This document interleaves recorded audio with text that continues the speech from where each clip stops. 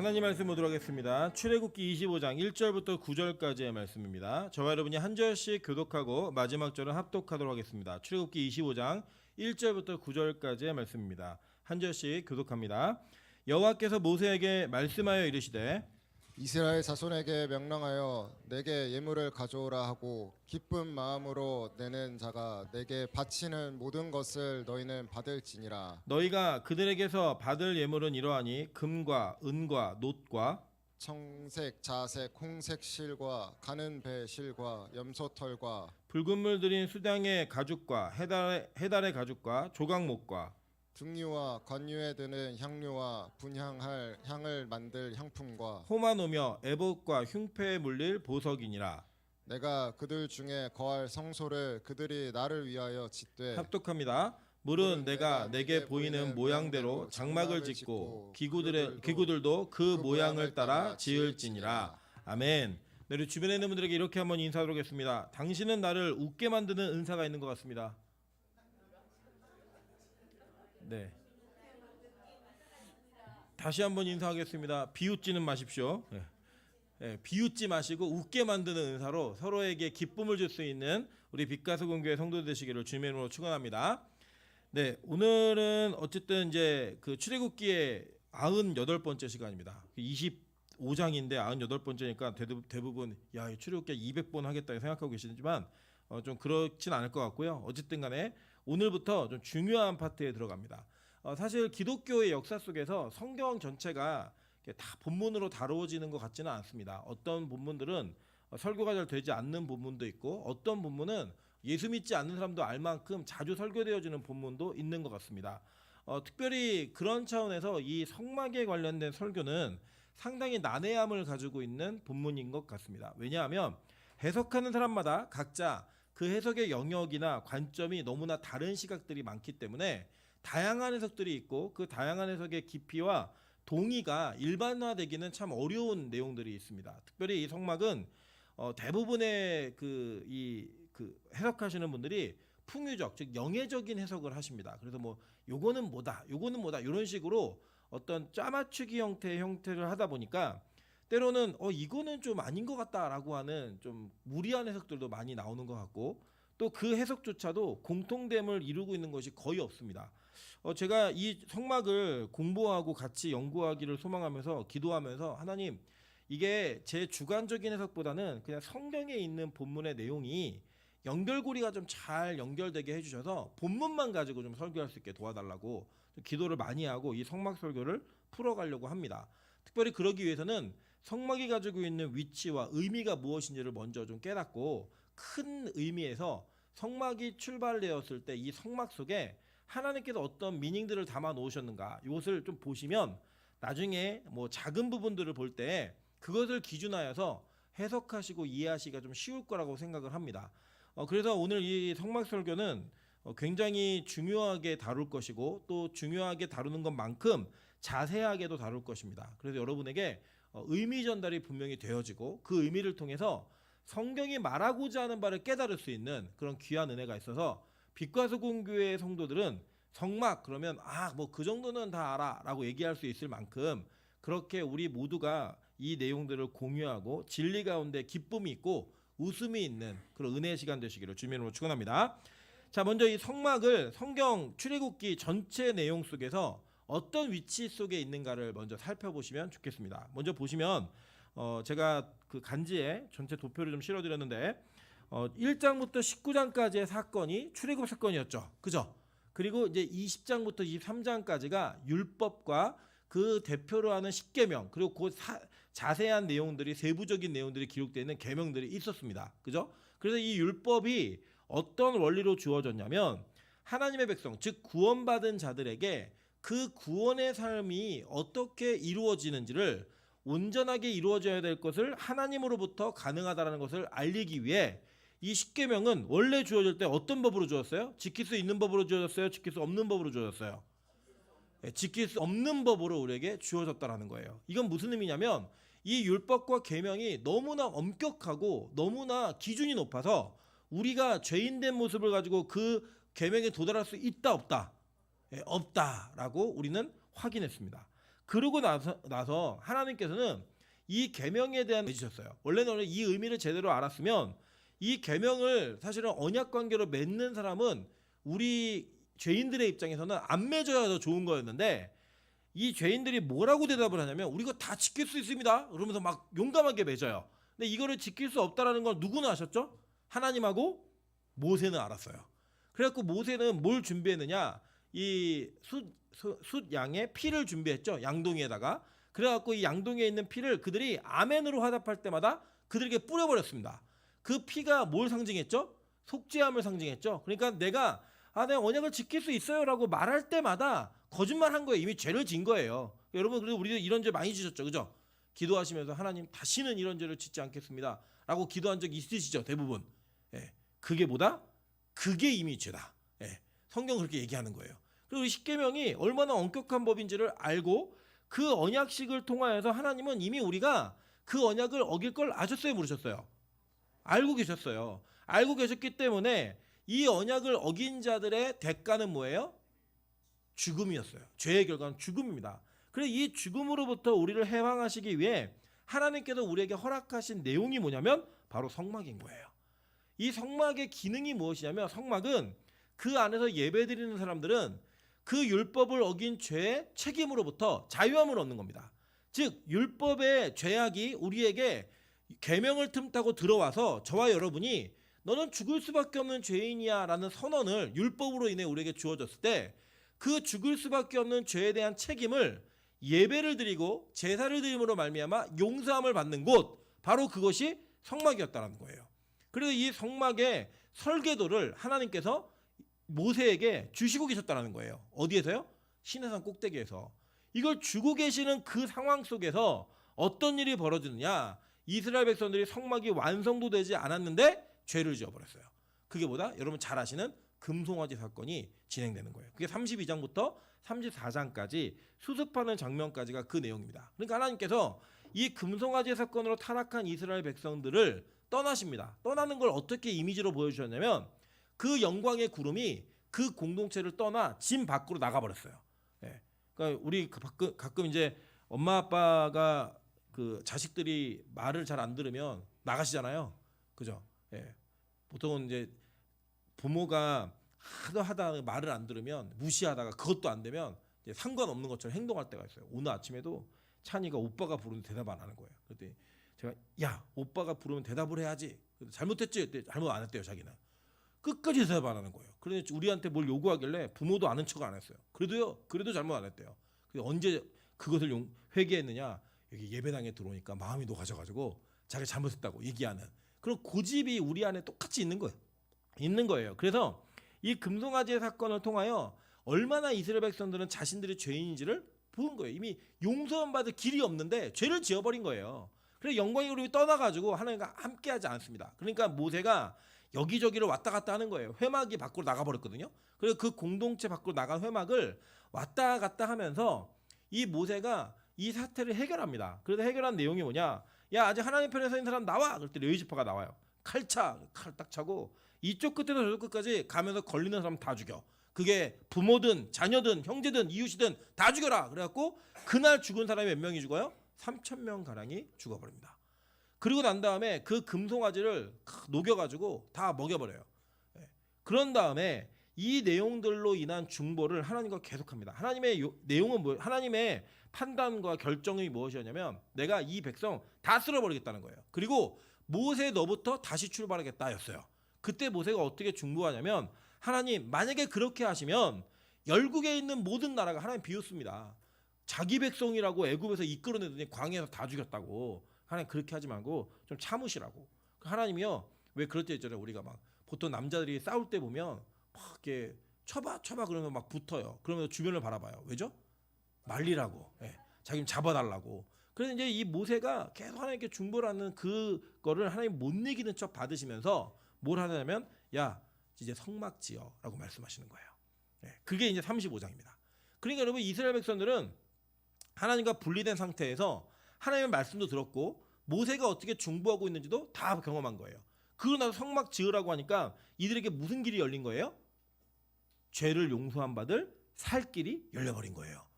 그래가지고 막 헌금을 어마어마하게 가져오는 겁니다. 그 가져오는 장면이 이제 나오고 35장부터 40장 33절까지는 무슨 내용이 나오는 거냐면 성막을 짓는 내용이 나와요. 그래서 지금 우리가 앞으로 살펴보게 될 25장부터 31장까지와 35장부터 40장까지는 겹치는 내용입니다. 똑같아요. 그래서 아마 이 25장부터 31장까지를 다 다루고 나면 나중에 35장부터 40장까지는 그냥 한 큐에 설교할 수 있는 내용입니다. 다 똑같은 내용이에요. 진짜로. 문장 자체가 완전 똑같습니다.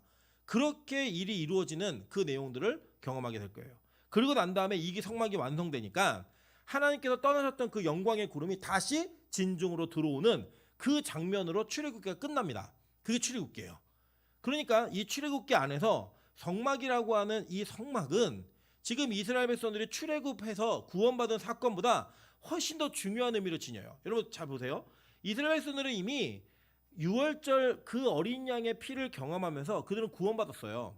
그리고 구원받은 자들이 홍해를 건너면서 뭘 받았죠? 세례를 받았잖아요. 그죠? 세례를 받고 그걸 건넜어요. 건너고 난 다음에 그들이 율법을 받았고 그 율법에 의해서 자유할 수 없는 자들이 성막으로 인해 살 길이 열리는 그 은혜가 임한 거예요. 그래서 이 성막은 우리의 신앙생활을 딱 대입해 보면 이게 뭐가 생각나셔야 되냐면 자 이런 거예요. 유월절 어린 양 누굴 상징하는 거예요? 예수 그리스도를 상징하는 거죠. 우리 예수를 믿어요. 믿으면 우리가 뭘 받죠? 예, 믿는 자들에게 세례가 주어지잖아요. 그 세례의 의미가 뭐예요? 내 옛사람이 죽고 새 사람으로 태어난다 해요. 근데 우리 옛사람이 완전히 죽어요? 우리 옆사람에게 인사하겠습니다. 아직 한참 남았습니다. 예. 우리 옛사람이 잘 안 죽어요. 그죠? 우리 옛사람이 좀비처럼 우리 인생에 흩어지지 않는 절대 사망하지 않는 그 좀비 같은 모습으로 계속 나와요. 그래서 막 예수님을 믿었음에도 불구하고 죄를 져야 안 져요? 지죠. 예. 그런 상태에서 율법을 받는 거예요. 그러니까 여러분 어떤 사태가 벌어지냐면 율법에 안 걸리는 게 있다 없다. 그죠. 예, 우리 최재근 원사님이 이 세상에 유일한 의인이 되실 뻔했어요 오늘. 예, 성경은 없다고 얘기했는데 성경에 없는 의인. 그러니까 그게 뭐냐? 우리가 옛사람이 완전히 죽지 않기 때문에 우리의 모습이 항상 율법에 걸려버리는 거예요. 그럼 그 걸릴 때마다 마귀는 그 율법을 빌미로 하여 우리를 정죄합니다. 어떻게 정죄하느냐? 너 이런 죄 졌지? 너 죄진 주제에 무슨 설교를 해? 너 죄진 주제에 무슨 네가 장로고 권사야? 그 죄악 속에 묶여 있으면서 무슨 예배를 드리고 앉아 있어? 이러한 모습으로 우리 성도들을 계속 공격하고 우리를 핍박한다는 거예요. 그리고 우리 일부 설교 들으신 분들 기억나시죠? 지난 주간에 배운 게 뭐예요? 우리 의인들은 항상 뭐예요? 핍박을 받잖아요. 핍박을. 어떤 핍박을 받느냐? 외적인 핍박도 있지만 내적인 핍박이 있는 거예요. 너 그게 무슨 목사야? 그게 무슨 장로야? 그게 무슨 권사야? 네가 성도라고? 말도 안 되는 얘기 하지 마. 이게 계속 공격할 때마다 우리가 붙들어야 될 게 뭐예요? 성막의 은혜인 그 예수 그리스도를 붙들어야 되는 거예요. 우리의 죄의 문제가 해결되고 죄의 문제가 사해지는 그 은혜를 붙들어야지만 살 수 있다라고 성경은 우리에게 가르치는 겁니다. 즉 이러한 구도를 봤을 때 우리의 신앙생활과 맞물려 봤을 때 성막이 상징하는 게 뭐예요? 예수 그리스도의 은혜인 거예요. 그리고 그 성막 안에서 예배하는 자들 그게 뭐냐? 바로 구약의 율법의 조항에 의해 정죄되었던 자들이 살 수 있는 길이 열리는 유일한 장소 그게 뭐였어요? 성막이었다고요. 즉 우리가 이 죄와 사망의 법으로부터 유일하게 해방을 얻을 수 있는 그게 뭐였어요? 성령의 생명의 법. 그게 바로 우리가 율법으로부터 자유함을 얻게 만드는 유일한 거잖아요. 그게 누구로부터 오는 거예요? 예수 안에 있는 나에게 이거잖아요. 즉 성막이 크게 상징하는 건 뭐다? 예수 그리스도를 상징하는 거예요. 그래서 이 예수 그리스도의 상징이 분명하게 우리에게 있고 또 이 구도 자체가 전체적인 구도 자체가 성막은 독립적으로 모세의 아이디어에 의해서 지어진 게 아니에요. 우리 한번 9절 다시 보실까요? 9절에 뭐라고 얘기하냐면 하나님께서 모세에게 이렇게 말씀하십니다. 무릇 내가 하나님이에요. 내게 모세에게 보이는 모양대로 장막을 짓고 라고 얘기했어요. 자, 그러니까 이 장막의 설계자가 누구예요? 하나님이에요. 모세는 본 것을 그대로 옮긴 거예요. 그러니까 모세가 디자이너가 아니라 누가 디자이너냐? 하나님이 디자이너인 거예요. 하나님은 이 성막을 분명한 구도와 그 물건들, 물품들 모든 것들을 자세하게 말씀하셨고 특별히 모세에게는 이미지로 다 보여주셨어요. 그리고 모세는 그 본 이미지 그대로 이것을 전달했고 전달 받은 사람들이 기도를 가지고 이걸 만든 거예요. 그래서 야 이건 아니야, 내가 본 거는 달라, 이게 조절하면서 그 성막의 일들을 하나하나 완성했다는 겁니다. 자, 그러면 이런 거예요. 우리 교회가 이제 인테리어를 했잖아요, 리모델링을. 그때 이 인테리어를 하면서 제가 기도하면서 이 교회를 어떻게 인테리어를 해야겠다라고 생각했을 때 뭐냐면 출애굽기였어요. 이 교회 그 인테리어가. 우리 권사님도 지금 이러시면 안 돼요. 이게 매번 말씀드렸던 거예요. 그리고 뒤에 보시면 강대상 뒤에 제가 돌판을 박아놨잖아요. 이 돌판에 뭐가 박혀 있죠? 조개가 박혀 있죠. 그 해산물이 막 박혀 있는데 이게 뭐냐? 홍해가 갈라졌을 때 그 갈라진 바닥을 상징하는 거예요. 그리고 옆에 양쪽 옆에 이게 돌이 있죠. 이 돌이 무슨 색깔이에요? 붉은색이죠. 붉은색. 이게 뭘까요? 홍해. 홍해가 갈라진 거예요, 이게. 그리고 저기 바닥 보시면 이 바닥이 여러분 사막을 걷는 것처럼 이렇게 해놓은 거고요. 이 의자가 이 방석 색깔도 저희가 다 조절할 수 있습니다. 근데 이게 뭐냐면 이 엘림의 치식구로 종려나무 그거를 상징하는 거여서 우물하고 그러니까 샘물하고 오아시스하고 나무를 상징하는 그런 내용이에요. 저 들어오실 때 산데리아 보이시죠? 저게 뭐예요? 구름 기둥과 불 기둥. 구름 기둥 안에 불이 들어오는 이런 이미지를 담아놨습니다. 그리고 제가 의도한 건 아닌데 이 건물 자체가 십자가로 기둥이 크로스로 가 있죠. 예수 그리스도의 십자가가 하늘에서부터 딱 오는 이 이미지를 제가 딱 그리면서 요 공간을 리모델링 한 거예요. 자, 그럼 보세요. 제가 사람이 교회를 리모델링 할 때에도 목사가 기도하면서 이건 이렇게 하면 이런 이미지가 담겠구나. 그리고 설정을 했어요. 그죠? 물품을 고르고. 그렇다면 하나님께서 성막을 디자인하셨는데 의미가 있을까요, 없을까요? 당연히 있죠. 무조건 있어야 되는 거예요. 그럼 우리는 그 이미지를 어디서 찾아야 되냐면 성막 전체가 아까 살펴보셨듯이 출애굽기 전체 안에서 예수를 상징하는 그런 모형이었죠.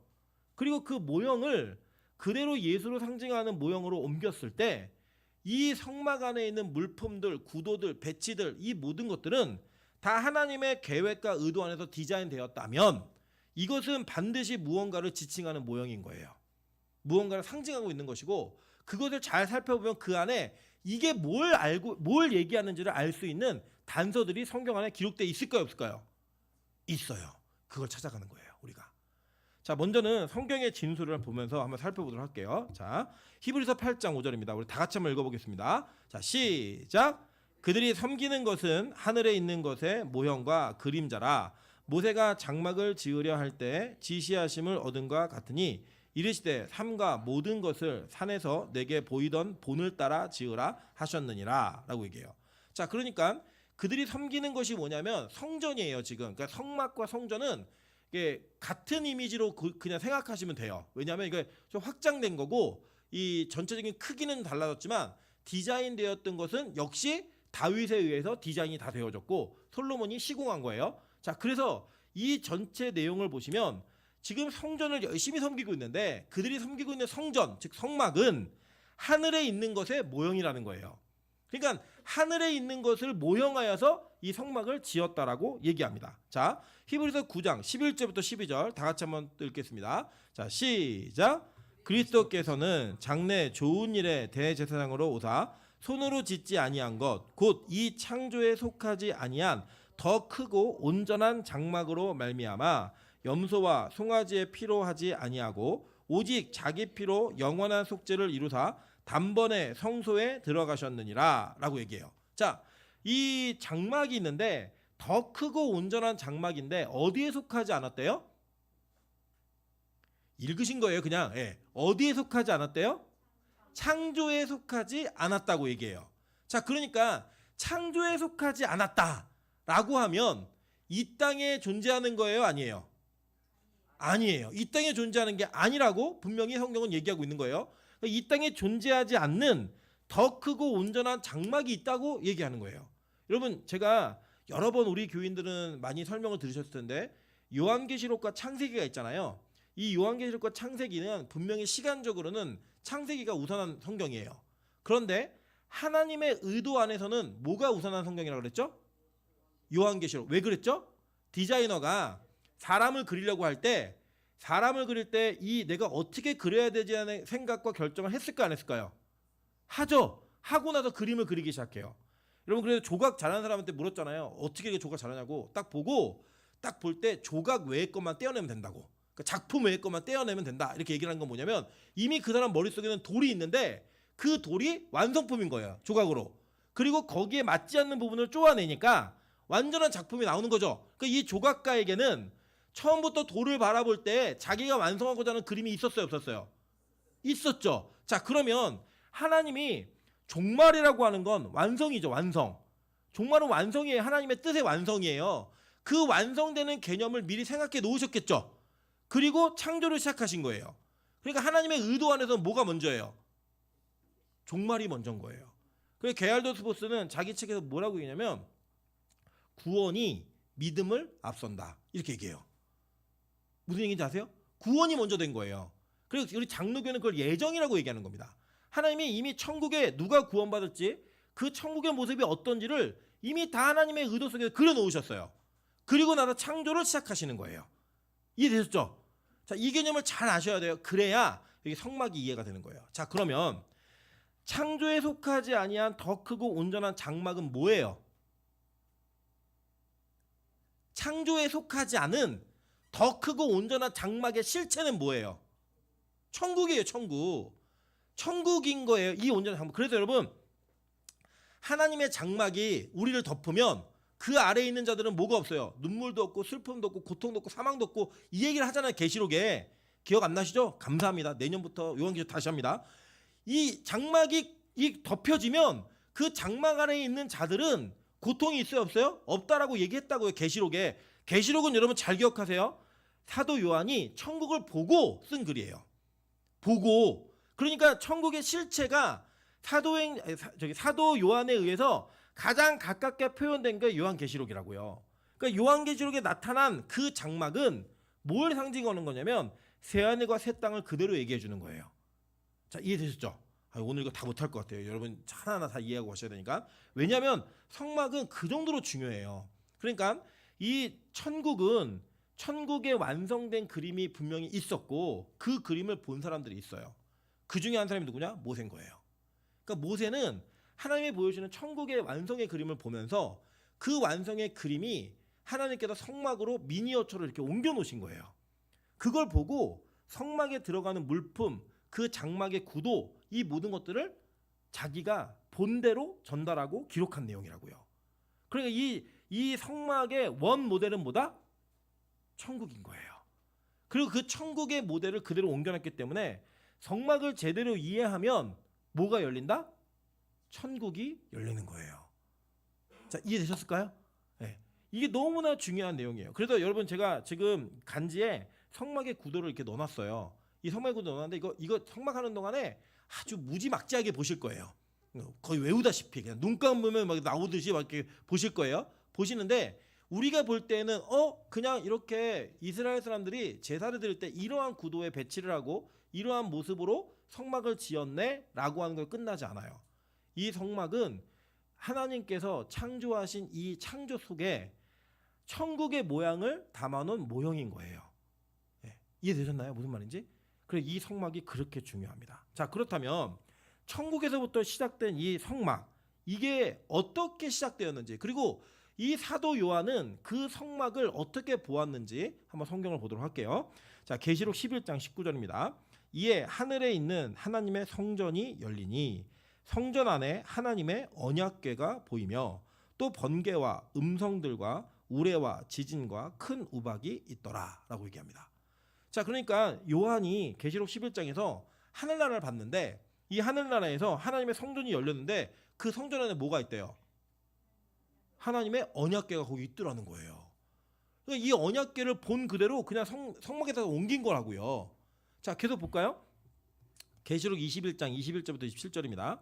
그 12문은 12진주니 각 문마다 한 개의 진주로 되어 있고 성의 길은 맑은 유리 같은 정금이더라. 성 안에는 내가 성전을 보지 못하였으니 이는 주 하나님 곧 전능하신 이와 및 어린 양이 그 성전이심이라.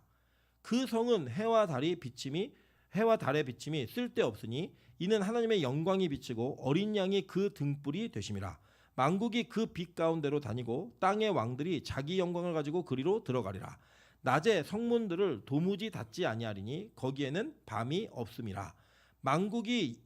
사람들이 만국의 영광과 존귀를 가지고 그리로 들어가겠고 무엇이든지 속된 것이나 가증한 일 또는 거짓말하는 자는 결코 그리로 들어가지 못하되 오직 어린 양의 생명책에 기록된 자들만 들어가리라 라고 얘기했어요.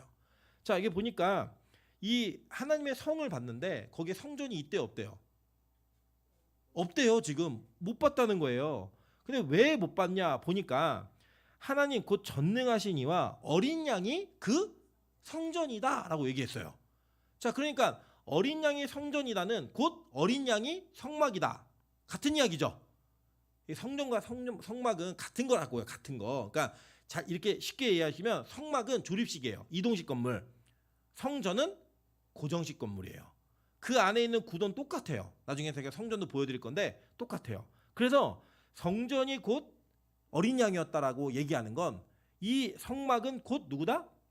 예수 그리스도다라고 선언하는 거예요.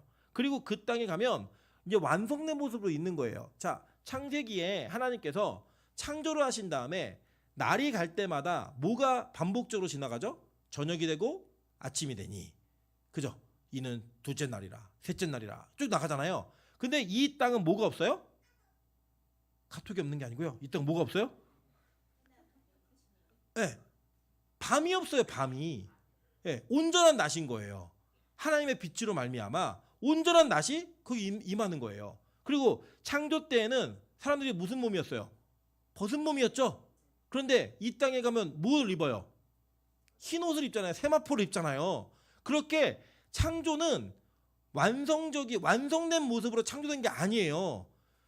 마지막에 완성될 모습으로 창조되는 거예요. 즉, 잘 이해하세요. 성막과 성전은 하나님의 천국을 담아 놓은 건데 이게 완성된 거예요?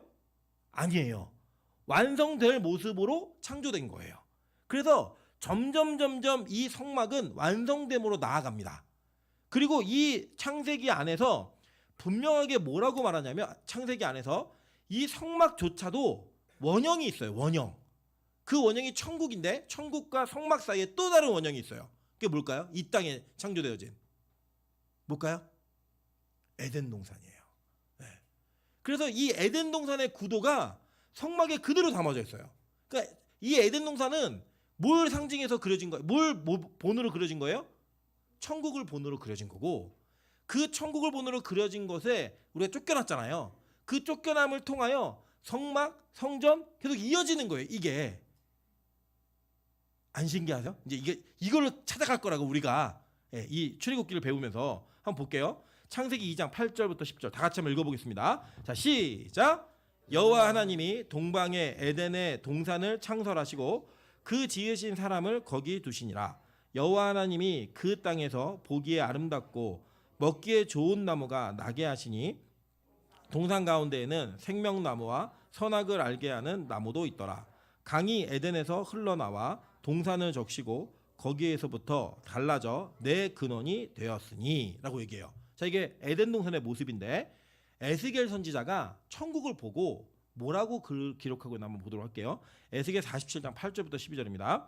그가 내게 이르시되 이 물이 동쪽으로 향하여 흘러 아라바로 내려가서 바다에 이르리니 이 흘러내리는 물로 그 바다의 물이 되살아나리라. 이 강물이 흐르는 곳마다 번성하는 모든 생물이 살고 또 고기가 심히 많으리니 이 물이 흘러들어가므로 바닷물이 되살아나겠고 이 강이 이르는 각처에 모든 것이 살 것이며 또 이 강가에 어부가 설 것이니 엔게디에서부터 에네글라임까지 금을 치는 곳이 될 것입니다. 그 고기가 각기 종류를 따라 큰 바다의 고기같이 심히 많으려니와 그 짐벌과 갯벌은 살아나지 못하고 소금 땅이 될 것이며 강 좌우가에는 각종 먹을 과실나무가 자라서 그 잎이 시들지 아니하며 열매가 끊이지 아니하고 달마다 새 열매를 맺으리니 그 물이 성소를 통하여 나옴이라. 그 열매는 먹을 만하고 그 잎사귀는 약 재료가 되리라 라고 얘기해요. 이게 에스겔이 천국을 보고 얘기한 건데 그 천국을 보면 얘기한 게 가나안 땅을 상징해서 얘기했어요. 비유로 해가지고. 그 내용이 뭐냐면 여기서 말하는 아라바 강이 바다가 어디냐면 사해예요. 사해 물고기 안 삽니다. 근데 이 물고기 안 사는 곳에 이 동쪽으로부터 흘러내린 성전으로부터 흘러나온 물이에요. 이 물이 이 강물로 들어가면 물고기가 사는 바다가 된다는 거예요. 그리고 그 강 좌우가에는 각종 먹을 나무 실과가 있고 그 열매가 끊이지 않고 잎사귀는 약재료가 된다라고 얘기했죠. 자, 이게 계시록에 뭐라고 기록됐나 한번 볼게요. 계시록 22장 1절부터 5절 다 같이 읽습니다. 시작. 또 그가 수정같이 맑은 생명 강을 내게 보이니 의인이 하나님과 및 어린 양의 보좌로부터 나와서 길 가운데로 흐르더라. 강 좌우에 생명나무가 있어 12가지 열매를 맺되 달마다 그 열매를 맺고 그 나무 잎사귀들은 만국을 치료하기 위하여 있더라. 다시 저주가 없으며 하나님과 그 어린 양의 보좌가 그 가운데에 있으리니 그의 종들이 그를 섬기며 그의 얼굴을 볼 터이요 그의 이름도 그들의 이마에 있으리라. 다시 밤이 없겠고 등불과 햇빛이 쓸데없으니 이는 주 하나님이 그들에게 빛이심이라. 그들이 세세토록 왕노릇 하리로다. 아멘. 자, 에스겔이 본 천국, 요한이 본 천국이 비슷하죠. 같은 이미지를 봤다고 얘기해도 크게 문제가 안 될 만큼 동일함을 가지고 있는 거예요. 근데 이 효시 모태가 쭉 올라가 보니까 창조 때 어디의 모습이다? 에덴 동산의 모습이었다라고 얘기하는 거예요. 그리고 이 에덴 동산의 모습이었던 이 에덴 동산이 성막으로 옮겨지게 되는 거고 그 옮겨지는 것이 성전으로 옮겨지고 그 성전이 다윗의 장막으로 옮겨지는 거예요. 자, 잘 보세요. 그래서 제가 도표 하나 그려놨죠? 한번 보여주세요. 자, 이게 이제 우리가 다 배울 거예요. 다 배울 거예요. 제가 한꺼번에 많은 정보가 들어가면 잘 안 들어오시니까 지금 그냥 성막, 성전 이렇게 넘어갔는데 자, 자세히 보시면 이런 겁니다. 새하늘과 새 땅이 먼저인 거예요. 지금까지 내용을 요약해 보면 그 어디 새하늘과 새 땅은 천국이죠. 천국이 가장 원형이에요. 원형. 그 원형의 모형을 따라 뭐가 창조되었어요? 에덴 동산이 창조된 거예요. 그리고 그 에덴 동산의 모형을 따라 성막이 만들어졌고 그 성막과 성전 사이에 다윗의 장막이라고 하는 은혜의 장막이 존재를 해요. 그리고 난 다음에 이 성전이 예수 그리스도가 됩니다. 왜냐? 예수님이 이 땅에 오셨고 요한복음 2장에서 이제 우리 나중에 볼 건데 야 이거 성전 무너뜨려라고 얘기해요. 그러고 난 다음에 제자들이 거기 뭐라고 주석을 달아놓냐면 이는 예수님이 스스로 자기의 몸이 성전인 것을 그때 알리셨는데 아직까지 그들은 깨닫지 못했어요. 예. 그 내용이 기록되는 거예요. 그러니까 예수님이 성전이에요. 그러면 이 교회는 누가 머리예요? 예수가 머리고 우리는 그 예수의 머리에 연합되어진 교회들이죠. 그 우리가 성전이 되는 거예요. 그래 이제는 실제로 건물을 성전이라고 얘기하지 않아요. 누가 성전이에요? 우리 옆 사람에게 얘기해서 내가 성전입니다. 네, 우리가 성전이에요. 우리가 이 성전이 우리가 되는 거고 그 예수에 연합된 그 성전을 뭐라고 부르냐면 교회라고 부르는 거예요. 교회. 네, 교회. 그리고 이 교회가 새하늘과 새 땅으로 들어가게 되는 거죠. 자, 이해되셨나요? 이 구도가 지금 성막을 그대로 표현해주는 구도이고 사실은 더 자세히 배우면 가나안 땅에 입성하는 것도 여기에 들어가요. 이 내용에 들어가고 출애굽하는 것도 여기에 들어가 버려요. 이 모든 것이 다 들어감으로 말미암아 하나님께서는 일관되게 하나님의 나라가 즉 새하늘과 새 땅이 어떠한 방식과 어떠한 과정을 통해 구원에 이른 자들이 들어가게 될 것인지를 계속 반복적으로 설명해 주셨어요. 왜냐? 우리처럼 계속 잃어버리니까. 요한계시록 생각이 안 나시잖아요. 잃어버리니까 반복 또 반복. 이래서 절대로 잃어버리지 않게 그리고 구약의 성도나 신약의 성도나 동일한 믿음을 가지고 동일한 과정을 통해 구원받도록 하나님이 이 모든 것들을 다 디자인해 놓으신 거예요. 네, 이게 바로 그 은혜예요. 자, 그래서 여러분 잘 보실게요. 제가 이제 왜 이렇게 얘기할 수 있는가 한번 보도록 하겠습니다. 제가 간지에 그림 하나 넣어드렸는데 그 밑에 있는 그림 한번 보여줄까요? 잘 안 보이시겠지만 자세히 보면 보이십니다. 자, 지금 제일 위에 있는 그림 그 도표가 간단하게 에덴 동산의 모습을 요약해 놓은 거예요. 자, 에덴 동산은 원래 에덴 동산 중앙에 생명나무와 선악과가 있었죠. 그죠? 그런데 이 동편에 있었던 이 에덴 동산으로부터 사람이 쫓겨나게 됩니다. 왜 쫓겨나죠? 쫓겨난 이유가 뭐예요? 이거 틀리시면 안 돼요. 왜 쫓겨났어요? 선악과를 따먹고라고 얘기하시면 안 되죠. 예, 왜 쫓겨났어요? 불순종? 왜 쫓겨났죠? 쫓겨난 이유가 명확히 성경에 기록되어 있어요. 그렇죠. 죄된 상태에서 생명나무를 따먹고 영원히 살까봐 쫓겨났어요. 예, 죄된 상태에서 생명나무를 따먹고 영원히 살까봐 의심하는 눈으로 쳐다보지 마세요. 성경에 그대로 기록돼 있어요. 이게 뭐냐? 여러분 한번 생각해 보세요. 죄인이 죽지 않고 영원히 사는 게 뭐예요? 지옥이에요. 그 하나님은 에덴 동산의 지옥이 될까봐 그 죄를 지은 자들이 그 죄의 문제가 해결되지 않은 상태에서 생명나무 열매를 따먹고 영원히 사는 존재가 될까봐 쫓아내 버리셨어요. 그리고 쫓아낸 다음에 생명나무로 가는 길을 막아버리셨습니다. 막았는데 그 막는 장면에 뭐라고 써있냐면 불칼과 그룹들이 그것을 지켰다라고 얘기해요. 그 길을. 의심하지 마시고. 예. 이게 저기 창세기에 써있는 내용이에요. 이 내용이. 오늘 이게 다 하면은 너무 시간이 없기 때문에 제가 요약을 그냥 볼게요. 어차피 이거 다 못할 것 같으니까. 자, 지금 없는데 제가 간지 안 넣었는데 창세기 3장 22절부터 24절 보도록 하겠습니다. 한번 찾아주세요. 창세기 3장 22절부터 24절입니다. 다 같이 읽어볼게요. 자, 시작. 여호와 하나님이 이르시되 보라 이 사람이 선악을 아는 일에 우리 중 하나같이 되었으니 그가 그의 손을 들어 생명나무 열매도 따먹고 영생할까 하노라 하시고 여호와 하나님이 에덴 동산에서 그를 내보내어 그의 근원이 된 땅을 갈게 하시니라. 자, 생명나무 열매 따먹을 거면 쫓겨난 거죠. 자, 그럼 마지막 볼게요. 자, 시작. 이같이 하나님이 그 사람을 쫓아내시고 에덴 동산 동쪽에 그룹들과 두루 도는 불칼을 두어 생명나무의 길을 지키게 하시니라 라고 얘기했어요. 자, 그리고 어떻게 막으셨냐면 다시 그 그림 보여주세요. 아까 간지에 있는 그림. 자, 그러니까 제일 위에 있는 그림의 내용이 뭐냐면 하나님이 에덴 동산에서 그를 쫓아내셨어요. 근데 어디로 쫓아내면 동편으로 쫓아내셨어요. 그러니까 이 에덴 동산으로부터 동쪽으로 가게 된 거예요.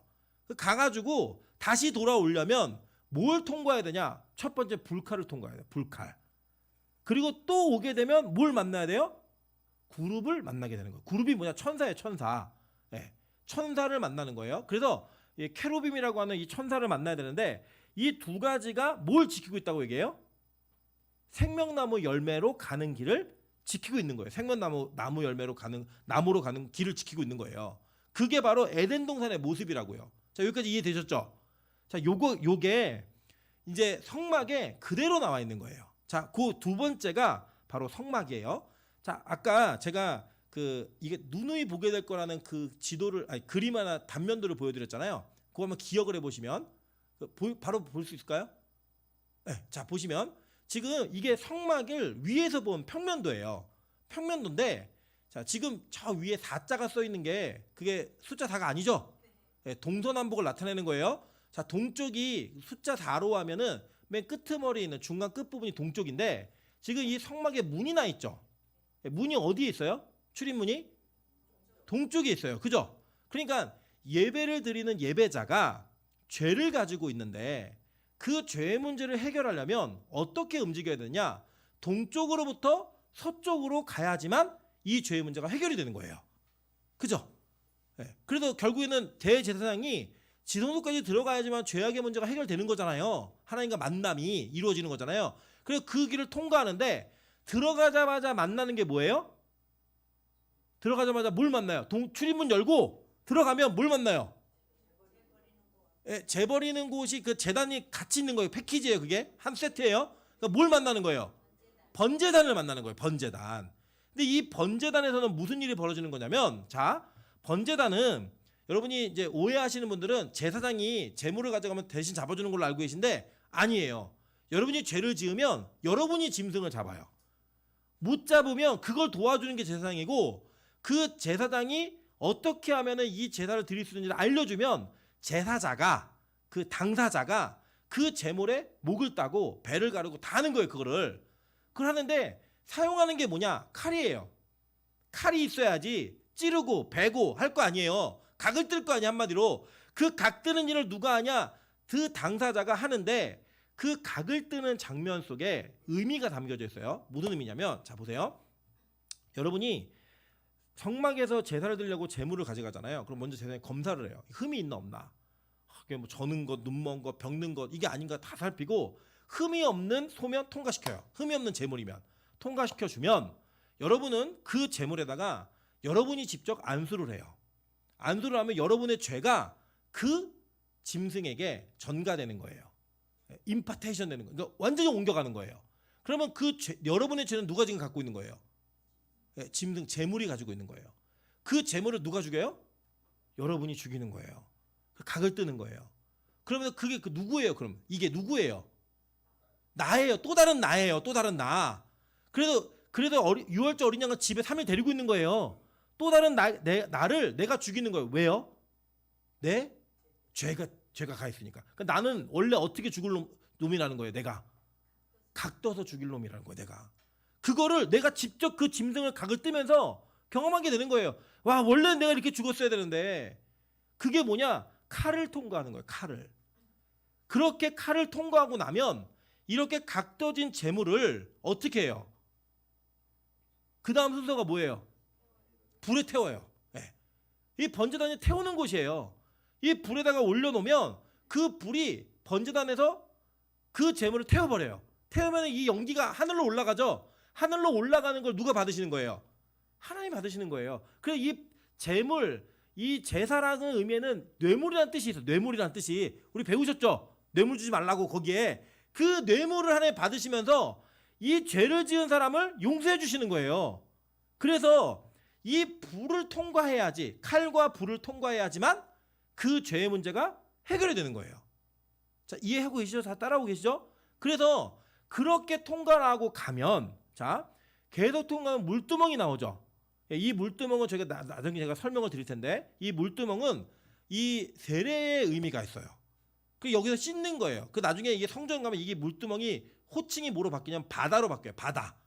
그래서 그 바다를 씻는 것, 거기서 깨끗함을 얻는 것, 그게 뭐였어요? 세례였잖아요. 세례, 홍해. 그걸 건너고 나서 성소로 들어갑니다. 성소는 어디냐? 떡상, 등잔, 분향단이 있는 곳, 거기 성소예요. 그리고 그 성소로 지나서 지성소로 가면 이 지성소는 언약궤가 있는데 그 언약궤 위에는 그룹이 서로 날개를 맞대고 머리를 맞대고 아래를 보고 있는 그 그룹이 덮여진 시운자, 뚜껑이 있어요. 뚜껑이고 그 안에는 뭐가 있어요? 십계명, 만나 항아리, 그리고 아론의 쌍난 지팡이. 이 세 개가 있어서 그걸 이게 쭉 보고 있는데 거기 위에서 하나님 만나실 때 그 위에 파란 불꽃이 생겼다고 성경에 얘기해요. 나중에 찾아드릴 거예요. 그래서 거기에서 대화를 하는데 여기는 1년에 단 한 번 누구만 들어가냐? 대제사장인 아론만 들어가요. 처음에 만들어졌을 때. 그리고 또 누가 들어갈 수 있었냐? 모세가 들어갈 수 있었어요. 모세는 상시적으로 들어갑니다. 여기 누굴 만나냐? 하나님을 만나요. 여기는 어떤 곳이냐면 하나님을 만나는 장소인 거예요. 그리고 우리의 죄의 문제를 다 지고 들어가요. 1년에 한 번 대제사장이 들어가는데 어떻게 들어가는 거냐면 7월 14일, 그러니까 일곱째 달, 지금 태양력이 아니에요. 유대력으로 일곱째 달 14일 티시리월에 온 이스라엘 백성은 죄를 지고 거기 들어가서 그 죄를 대신 용서하는 거예요. 용서함 받는 거예요. 그게 대속죄일이에요. 거기 들어갈 때 대제사장이 들어가는데 반드시 지나가야 되는 게 뭐냐? 이 분향단과 법궤 사이에 있는 휘장이에요.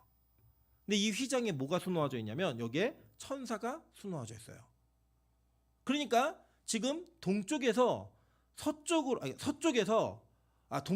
동쪽에서 서쪽으로 가야지만 에덴 동산을 가잖아요. 갈 때 뭘 통과해야 돼요? 불칼, 그죠? 그룹 통과해야지만 생명나무로 간다고요.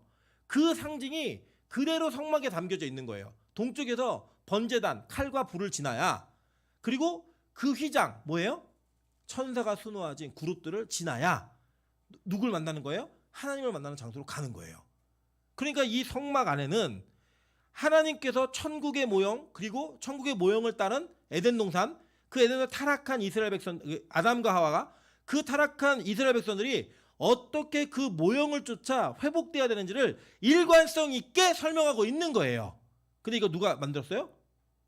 하나님이 디자인하셨다고. 이거를 어떻게 용서함 받을 수 있는지, 어떻게 구원을 얻을 수 있는지 그걸 얘기해 주는 거예요. 그 밑에는 뭐냐면 제가 마지막에 얘기해 놓은 게 성전이에요. 성전 간지에. 성전은 똑같은 구도예요. 똑같은 구도. 그래서 여러분 기억하시겠지만, 자 보세요. 예수님께서 십자가에 달려 돌아가시는 날 어떤 일이 벌어졌어요? 휘장이 위에서부터 아래로 찢어져요. 누가 찢은 거예요? 하나님. 하늘에서 찢은 거예요. 하늘의 찢음으로 말미암아 이제 뭐가 열려버린 거예요? 생명나무로 가는 길이 열려버린 거예요. 누구 때문에? 예수님 때문에. 그래서 예수님이 내가 길이요 진리요 생명이냐 할 때 호도스, 길이 호도스거든요. 호는 뭐냐? 정관사. 호도스. 내가 그 길이다라고 얘기를 합니다. 그 길이 뭔데요?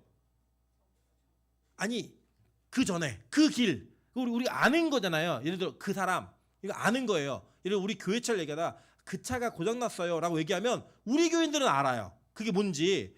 그러니까 내가 그 길이요라고 얘기한 거예요. 그 길이요. 그 길이 뭔데요? 아니 애초적 그거는 완성이고 그 전에 에덴 동산에서 생명나무로 가는 길을 불칼과 구름으로 지키셨잖아요. 예수님이 내가 그 길이라고 얘기하는 거예요. 나를 통해서만 글로 가야지 생명나무에 이룰 수 있다. 이거 얘기해 주시는 거예요. 그러니까 이 성막에 대한 구도를 제대로 이해하고 나면 우리는 뭘 알게 되느냐? 예수 그리스도가 이 땅에서 어떤 사역을 하셨는지, 그리고 그 사건과 그 상황 속에 있는 내용들이 뭘 의미하는 것인지. 그러니까 이걸 모르고 그냥 성막을 배우시잖아요. 이거 내가 왜 배우고 앉아 있나? 내가 만들었나? 내가 만든 것도 아닌데 별의별 생각이 다 들어요. 그런데 이거를 머릿속에 넣고 아 이게 성막이 천국의 모델하우스구나. 그 모델하우스를 제대로 이해하고 나면 진짜 실체를 만났을 때 그 실체를 사모하는 마음이 더 커지겠구나. 여러분 그렇지 않으시겠습니까? 우리 한번 예를 들어 볼게요. 우리 권사님들은 꿈에 그리던 집을 사시기 위해 모델하우스를 방문하시는 게 아니에요. 그 전에 모델하우스 분양 계획 광고를 보셨어요. 그럼 광고에 막 나오잖아요. 그림으로 이 찌라시에. 그거 나오면은 예쁘다라는 느낌이나 실감 난다라는 느낌보다는 그냥 집을 분양하는구나 이 정도의 개념이실 거예요. 그죠? 그런데 만약에 그 집을 내가 계약하기 위해서 분양받기 위해서 모델하우스를 방문을 한 거예요. 그럼 그 모델하우스는 진짜로 지어질 집과 동일하게 지어놓은 거잖아요. 물론 가품이지만 동일한 디자인으로 지어놓은 거예요. 그럼 거기 가서 그 모델하우스를 구경하시면서 어떤 마음의 벅참이 있으세요? 와, 이거 분양만 받으면 3년 뒤에 내가 이런 집에 들어가는구나. 나는 막 그 감동이 생기지 않으세요?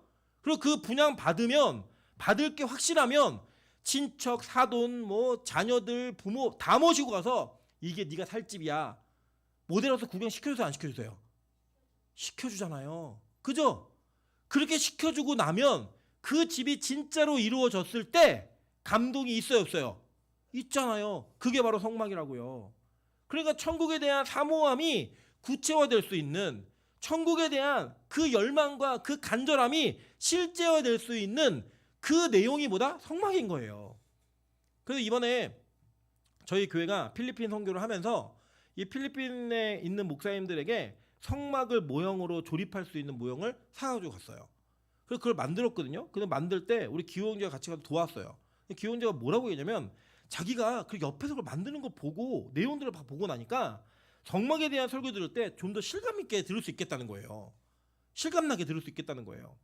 그리고 여러분 이게 뭐냐면 우리가 이 땅에서 천국을 사는데 천국이 여러분의 머릿속에만 실제화되어 있지 않는 저 네버랜드처럼 피터팬 사는 나라처럼 막 그냥 꾹꾹 그려지기만 하는 그런 나라잖아요.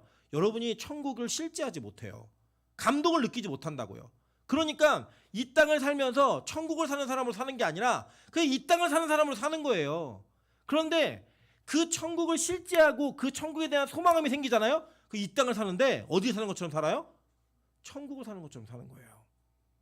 이 땅을 살면서 그 천국에 대한 소망을 갖게 되는 거예요. 그리고 그 소망이 여러분이 실제화되면 여러분은 죄를 짓고 여전히 그 죄 가운데 몸부림치며 살지만 그 몸부림침 속에 하나님이 약속하신, 하나님이 거하시는, 함께 동행하시는 그 새하늘과 새 땅을 그리며 살 수 있는 영광이 여러분에게 주어지는 거예요. 그래서 저는 여러분에게 성막을 제대로 가르칠 거예요. 저도 다시 공부하면서 제대로 여러분과 이 성막에 대한 나눔을 할 거예요. 그래서 차근차근 하나하나 200번 넘어가더라도 하나하나 제대로 공부하고 나서 야 내가 이것을 통해 이 법궤를 통해 하나님의 나라가 어떻게 이루어지는 건지 내가 경험하는구나. 생명나무가 어떻게 나에게 이루어지는지를 경험하는구나. 내가 이 번제단의 공부를 통해 내가 어떻게 죽어야지만 내 죄가 어떻게 해결돼야지만 구원받는 존재가 될 수 있고 천국에 갈 수 있는 존재가 되는구나.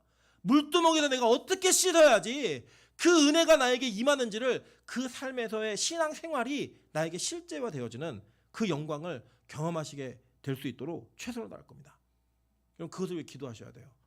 그래서 이 청사진을 먼저 보여드리는 거예요. 자, 그래서 성막은 천국의 보다 모델하우스예요. 모델하우스. 모형 그러면 잘 안 다가오시고 모델하우스인 거예요. 모델하우스. 그 모델하우스를 제대로 이해하시면 하나님께서 여러분에게 이 성막을 통해 천국을 사모하는 은혜를 주실 겁니다. 아멘. 네. 와, 이게 좀 더 하고 싶은데 더하면 끝을 맺을 수가 없어요. 시작을 하면.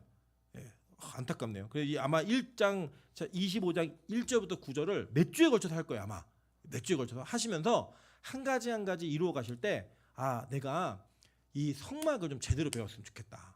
그러면 가능하면 만들기도 막 하고 그럴 것 같아요. 만든 거 막 보여드리면서 지금 교회도 있어요. 이게 뭔지 이게 어떤 건지를 설명을 드리면서 적어도 성막에 대해서는 이상한 해석을 자꾸 듣는 게 아니라 제대로 된 성경적인 해석을 통해 저와 여러분이 천국을 꿈꿀 수 있는 그런 은혜가 생기시기를 주님으로 축원합니다. 특별히 믿음 없는 분들, 아직 천국을 믿지 못하는 분들, 이거는 실제예요. 실제. 구약의 백성들도 이 실제를 보면서 천국을 소망했고요. 신약의 우리들도 동일하게 이곳을 경험하면서 하나님의 그 천국을 소망하게 되어 있어요. 저는 우리가 천국에 대한 소망만 가지면 이 땅을 다르게 살 수 있다고 믿습니다. 그 소망만 생기면 이 땅을 초월해서 살 수 있는 믿음이 우리의 능력이 된다고 전 진짜 믿습니다. 저 우리 빛가수공교회가 그 천국을 소망하고 그 천국을 그림에 살 수 있는 진짜 천국의 백성 되시기를 주님의 이름으로 축원합니다. 아멘. 우리 이 시간